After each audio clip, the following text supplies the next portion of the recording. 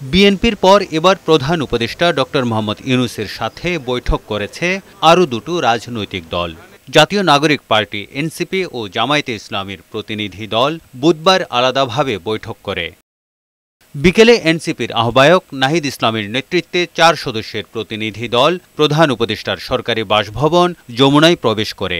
ঘণ্টাব্যাপী বৈঠক শেষে ব্রিফিংয়ে নাহিদ ইসলাম বলেন, তত্ত্বাবধায়ক সরকার বিষয়ে কথা হবে গণভোটের পর। প্রশাসনে বড় রাজনৈতিক দলগুলো ভাগবাটোয়ারা করছে বলেও অভিযোগ করেন তিনি। বিভিন্ন দলের রেফারেন্সে কিন্তু এই উপদেষ্টা পরিষদ গঠিত হয়েছে এবং তারা এই সরকারে ঠাঁই পেয়েছে।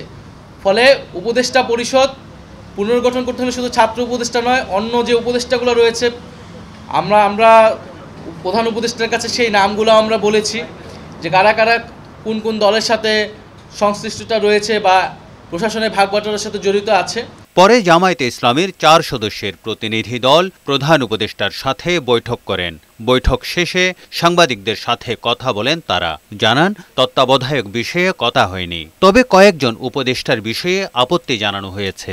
আমরা বলেছি নভেম্বরের লাস্টে গণভোট করেন, প্রায় 1 মাসের বেশি সময় আছে। তারপরে আরো 2.5 মাস থাকবে জাতীয় নির্বাচন।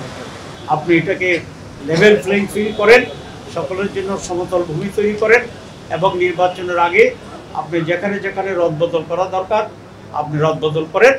এবং সেক্ষেত্রে উনি আমাদেরকে বলেছে উনি নিজে তত্ত্বাবধান করবেন। এর আগে মঙ্গলবার যমুনায় প্রধান উপদেষ্টার সাথে বৈঠক করে বিএনপির প্রতিনিধি দল।